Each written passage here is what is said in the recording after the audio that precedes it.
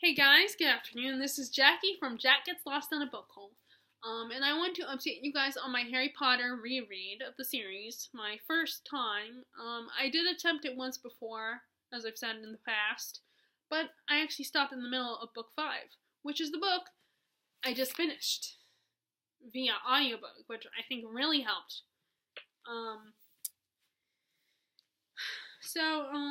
I think the reason why I couldn't finish it the first time was because it's so angst driven and there's so much drama that it was just hard because it's a very dark book, which the coloring that they used for the American edition is like perfect because it's very dark and um and intense and so I think the dark blue coloring is really good to reflect the mood, and it's very somber. I feel like the book is very somber, and when you think of blue, you think sad.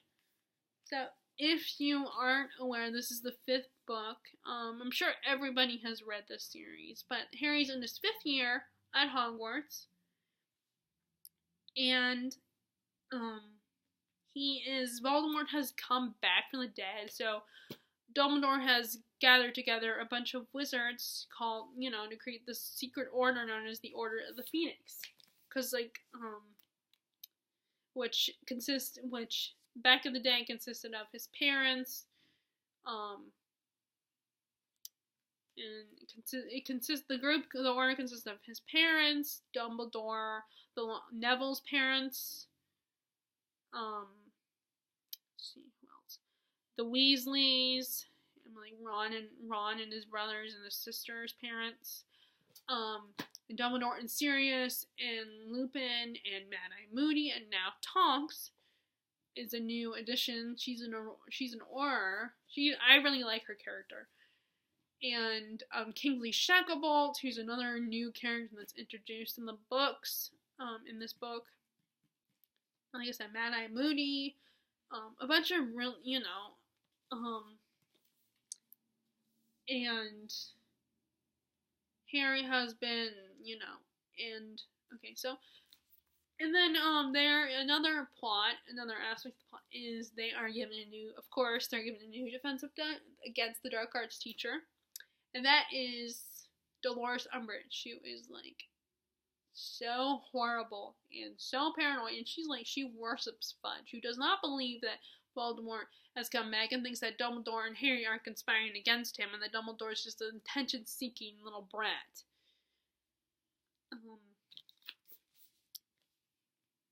And so the Order is having a hard time convincing people that Voldemort is back, and you learn, and Snape's also in the Order too. And just so it's kind of and then Harry, on top of their horrible new defense against the dark arts teacher, who is basically preventing them from doing any magic whatsoever. They're doing more standard approach to their classes and getting stuff from the textbooks instead of like actually practicing. And on top of that, like Harry keeps having these weird dreams of a long dark corridor leading to a mysterious room that he keeps trying to get into, but in his dreams he is unable to. And then, so this was I feel like the 4th book, which is one of my favorites, was like a transition book, like transitioning them from innocent childhood to adulthood. And this is definitely a much more mature adult book than the first 3 books. I mean, so much, like Harry starts dating, like Harry and his friends start dating. He's going through PSTD. He's not exactly an adult, but he will be an adult in a few years because legally for wizards, 17 is your coming of age. Is when you are considered an adult. I mean, in the Muggle world, you have to be 18. But in this world, you're 17, and Harry's 15 in this book, so he will be 17 in 2 years.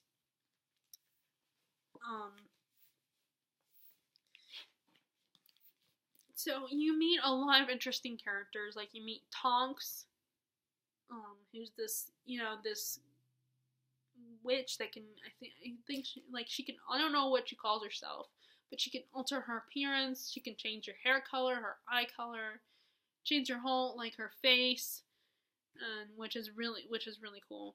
And she's also an auror. And then you also meet Kingsley Shacklebolt, who, he's just this cool, easygoing guy. Some of the Bill and Charlie are in this book too. They're mentioned.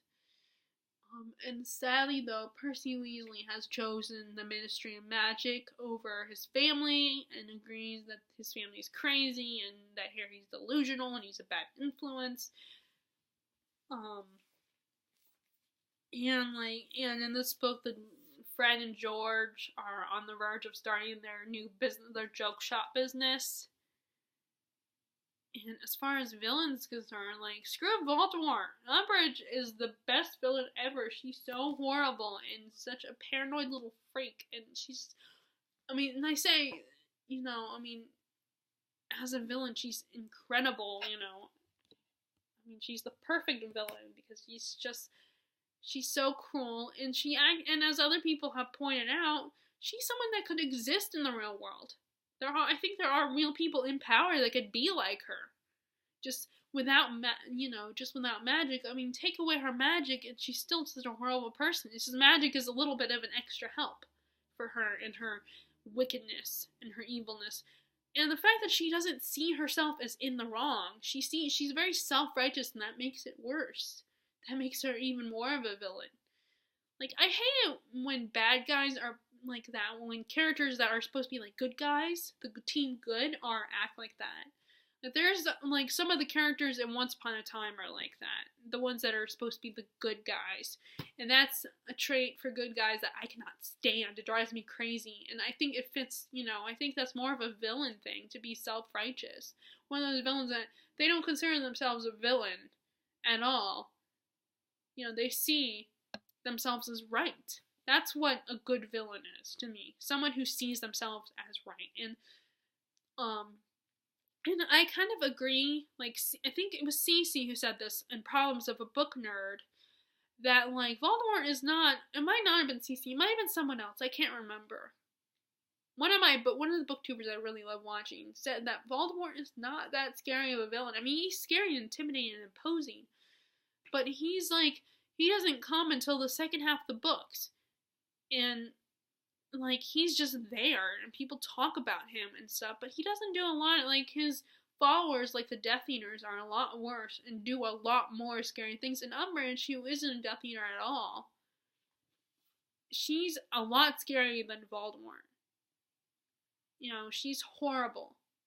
And she's the perfect villain.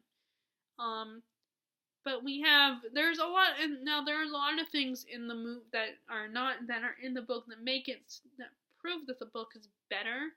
But there are things about movies, the movie versions, that I like. Sometimes, you're just reading, I'm just reading the page, or in this case, Jim Dale's reading it for me, reading it to me. I'm just reading it, I'm just reading the page. Now, Jim Dale will probably put more emotion into the characters than I will. But I'm just, so it's with the movie, you have actors actually performing it. Actors actually acting out and saying the lines. Different people saying the lines. Not just one person trying to change their voice so they sound like a different person. It's really cool if you can do that. I can't do that. So that's pretty impressive if you are able to do that. But that's the only downside is, in the audiobook, it's only one person. Unless it's one of those audiobooks where there's a full cast. And now I notice there are a lot more of those out there that I didn't know existed. And I definitely that's one of my goals this year, is to read more audiobooks. So, and there are certain things that how the lines are done there are certain lines that are done better, I think, in the movie. Because, the emotion is done better, and sometimes they're funnier. Because it's hard to be funny in a book, I feel like. Because you have to explain how someone says something. Yeah, I mean, it can be funny if you're someone who reads all the time, and I do read all the time, so I still find it funny, but sometimes it's 10 times funnier when it's on the screen and when you hear it, you know? But not when you're told how it says something. Like, that's, an audiobook is still, except for someone else is reading it to you, it's still not different than if you are reading a book. But, like, the line about, you gotta admit Dumbledore's got style, that's one of my favorite lines, and I feel like it's said much better in the movie by Kingsley Shacklebolt. But there are a lot of things that are in the book. There are that line, and then there are, but there are other things that are different, obviously, in the book. We get more of Harry and Cho's relationship, and we actually get them dating, which was good. I mean, I like how we got more of them dating. There's actually more to them, that we actually see them go on a date. Like, it's more than just, granted, it was a big deal, but in the movie they had it where, because they didn't do the dating stuff, and there wasn't really a character of Marietta, they made it look like Cho was the one who sold them out. Sold out the DA, because Umbridge used the Veritaserum. I mean, she didn't do it on purpose. Umbridge used Veritaserum on her. So that's why they kind of break up and why they don't work out in the movie. But originally in the book, what happened was, it was Cho's friend, Marietta, who sold them out. And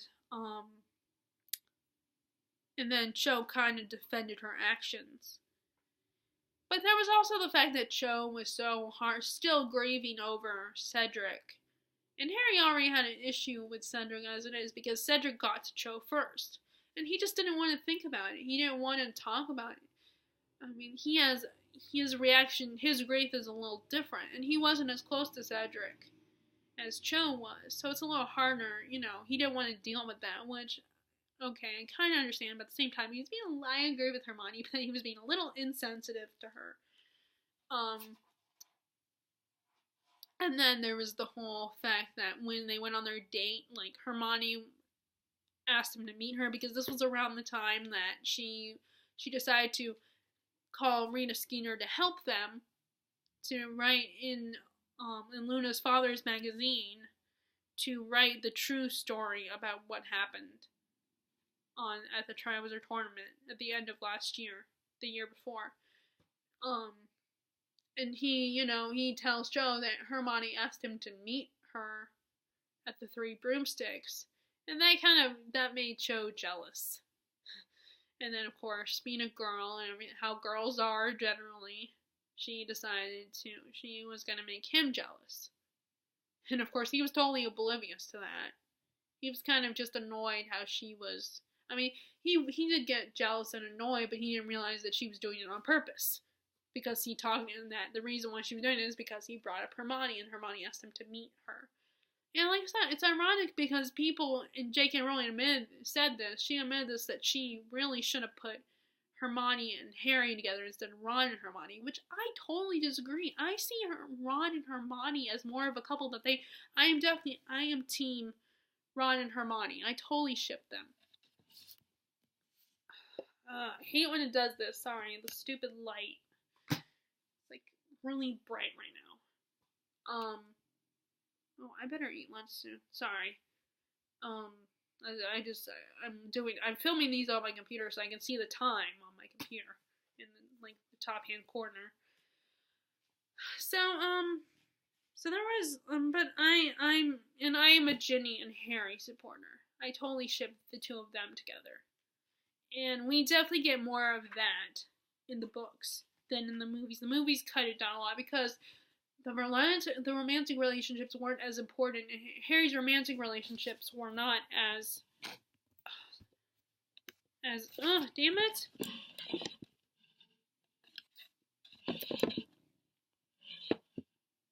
Okay, perfect. Harry's romantic relationships weren't important to the main plot, and that's the problem, because they have such time constraints as far as the movie is concerned.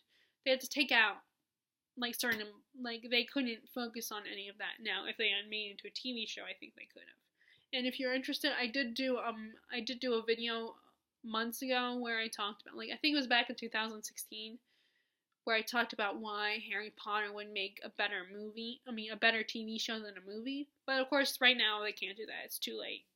They have to wait a few years. Although they made Spider-Man, and it's only been 10 years since the original Spider-Man with Tobey Maguire came out. And I think that one is better. Not the Tobey Maguire one. Because I just don't like Tobey Maguire, honestly. But I liked Andrew Garfield better, so I feel like the movies with Andrew Garfield were better. But anyway, that's another topic. So it's hard for me to come up with other things to say, and I don't even have any criticisms,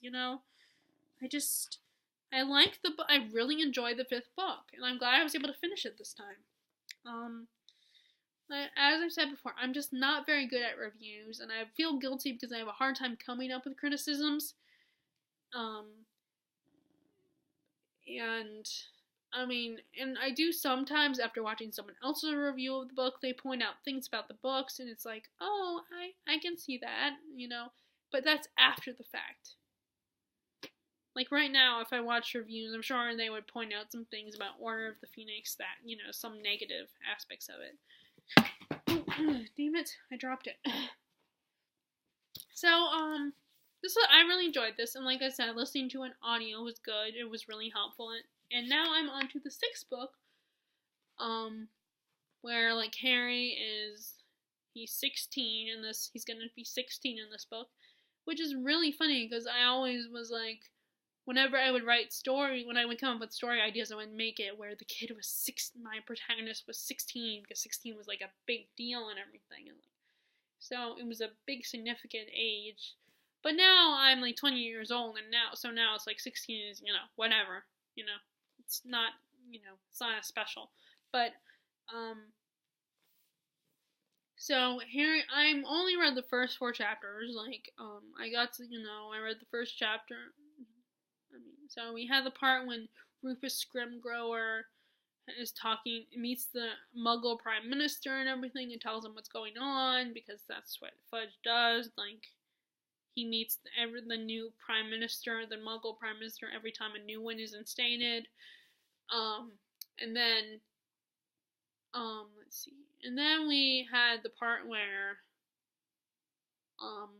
Narcissa goes to Snape because Malfoy has been given a task by Voldemort, and she's really worried about him because he's just a 16-year-old boy and everything. He's just a kid.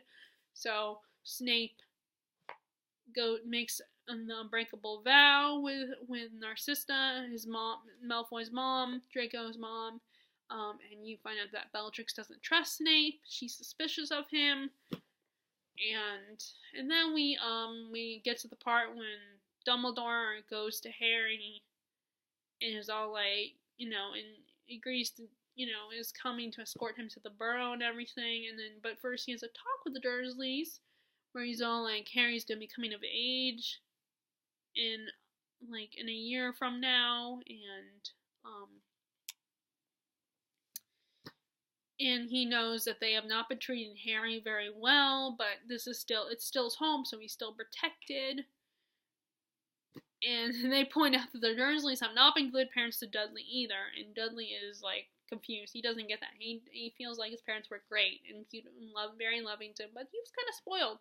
And he turned into a bully and a spoiled brat. He's not very humble.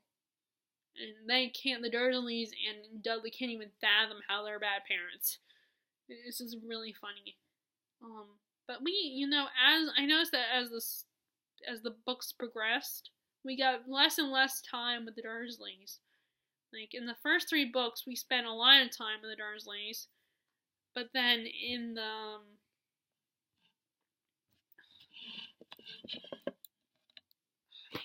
this is so annoying. The problem is, this is the, best sunlight, but it's also the worst sunlight. And then I want my bookshelf in the background. I keep trying to, do different things. I guess I should have moved the chair right in front of it, just to block the, maybe it would have been better if I had moved the chair a little bit. Next time, I gotta remember to do that. I mean, I have started doing that in some of my videos, but I forgot. But yeah, we spent a little less time with the Dursleys, I feel like, as each book progresses. And I don't have that one on audio. The fifth one is the only one I have on audio. I think I had either the first book or the fourth book on video on cassette. Yep, cassette tapes because I'm a kid of the 90s. But I think I got rid of them because I don't have a cassette player anymore, so it's not like I can listen to it anymore. But I would love to get them on audio. But I would be kind of worried that my mom would be like, well, you don't need them, you have the books. So either you have to get rid of your copies of the books to get the audio, or don't get the audio and just stick with the books. Like I said, I would love to get the Stephen Fry version, though.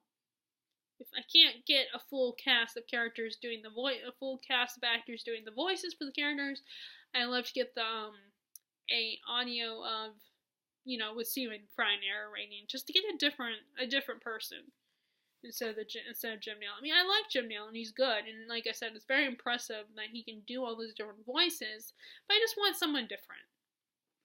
But anyway, so that's my thoughts on Harry Potter and the Order of the Phoenix, and like I said, and I am on the 6th book, and I've got the first 4 chapters. So if you guys liked my review or my thoughts on Harry Potter and the Order of the Phoenix, then please like this video, and if you are just passing through and you like my video, then please subscribe, and I will talk to you guys later. Alright, bye!